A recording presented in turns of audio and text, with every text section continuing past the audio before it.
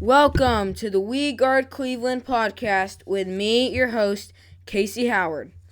Sorry I haven't posted for a while. My camera just got fixed. It was not working. There's been a lot of news that's going on, so I'm so sorry. I've missed out on some stuff.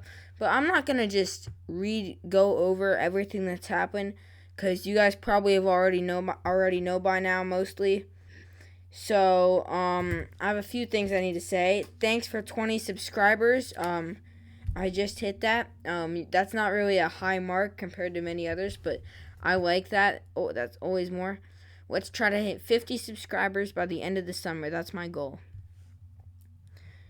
So, I'm basically saying tell your friends about the channel and stuff. So, I want your feedback also on what to do. I've been told that people want me to interview people, bring people on this channel to interview. Excuse me. And I have some people that said they would, so I might do that soon. Comparing football to baseball content was popular when I did it. And people are loving my YouTube shorts, which I think I'll keep doing. So today we're going to combine two videos probably. So the first thing is the update. Bo Naylor was called up from AAA yesterday for the Guardians doubleheader. He started the first game. Bo was 0 for 2. Well, he actually pinch hit, but he was 0 for 2. And he didn't look too bad at the catcher position. He looked pretty good. So the question is, will he stay up or will they just send him back down for the next series? I'm not sure. My guess is they might send him back down. But I'll tell you what would happen no matter. Either one of these two moves will happen. Either they'll keep Bo Naylor and alternate him and Mike Zunino, because, truth be told, Mike Zunino has not been doing good. Mike Zunino has not been doing good at all. He's hitting 165, and he's hurting us defensively. That was not a good signing. I thought he would be a good signing, but I was wrong on that. So I think if Bo Naylor actually gets at bats, he might be able to pass him up for the starting role. He might be a good player. He's on my trade market at the deadline. And then, so that's what I think they should do. And then I think they should probably cut Cam Gallagher. He's only hitting 109. He's not hitting very well. And I guess he's not playing good defensively either. He's not. So what I said earlier in the year, I did my defensive catching expectations. None of these guys have hit it. Bo Naylor hit it in AAA, but we haven't gotten him to see much MLB playing time. So if the Guardians are doing better at the trade deadline, you can trade for a catcher. I would say is one of our biggest needs. So then, so now I'm going to do the second part of the video. Why aren't the Guardians winning? Right now, we are the fourth worst team in the American League. We are playing awful. I thought we would win our division. We're doing pretty bad right now. We're not out of it. We're only 5.5 games back for the division, but we are not looking good. And I did three reasons why we're not doing good and how to solve them. They're not playing like a team is the first reason.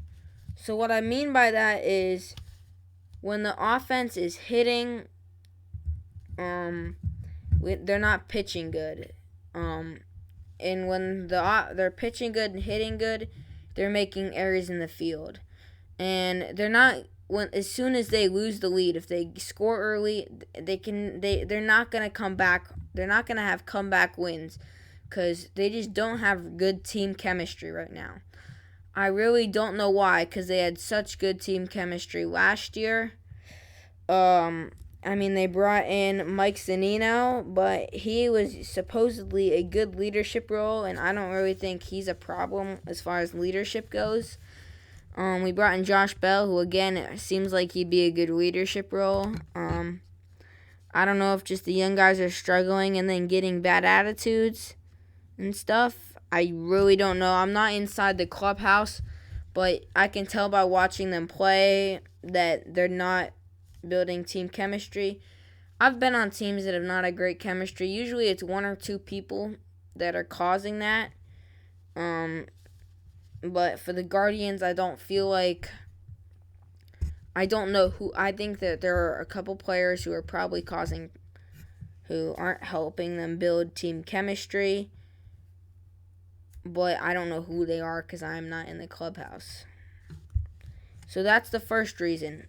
And how they solve it is they got to get together, working together, playing together, just getting to know each other better as a team. Second thing is the bottom of the order isn't producing. Andreas Jimenez, Will Brennan, Gabriel Arias, Mike Zunino, they're not producing. I mean, really, truthfully, our top of the order is doing pretty good. You can even say put Josh Bell down there. He's not producing. Our top of the order, Quan, Rosario, Ramirez, Naylor, Straw. They're all doing good. Straw's been hitting 5th, 6th, or 7th lately because the others are doing so bad. And then you got the players who aren't doing good are Bell, Jimenez, Arias, Brennan, Zunino. We need those guys to start hitting. I mean, Bell, I thought Bell was going to be a really good player, and I was wrong. That was one of my worst predictions I've had so far.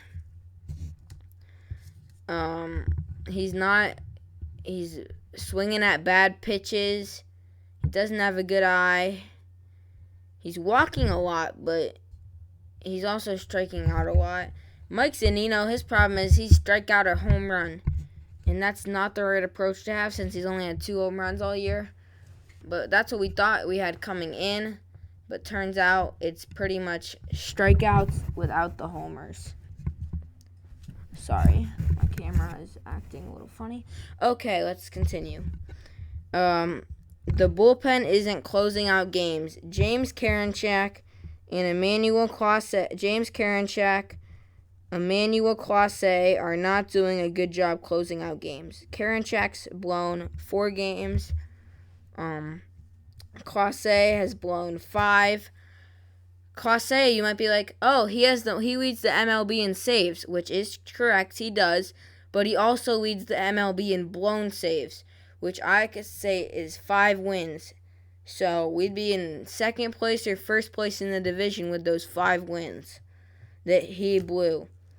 And Trevor Stephan, who had a great year, we've been trying to get him to be our closer. Yesterday he blew the save.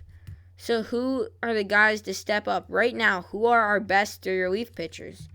That's what the Guardians got to decide, because right now it's not pretty, and right now our best 3 relief pitchers, if you don't include Stephan, I mean, Stephan is doing really well, but yesterday he hurt us. They're Eli Morgan, Angel De Los Santos,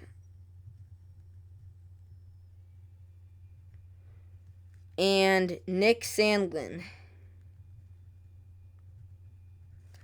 Those are our best relief pitchers. That is really bad. That's disappointing, because that means our top 3 guys at the beginning of the year who we thought would be really good are not producing.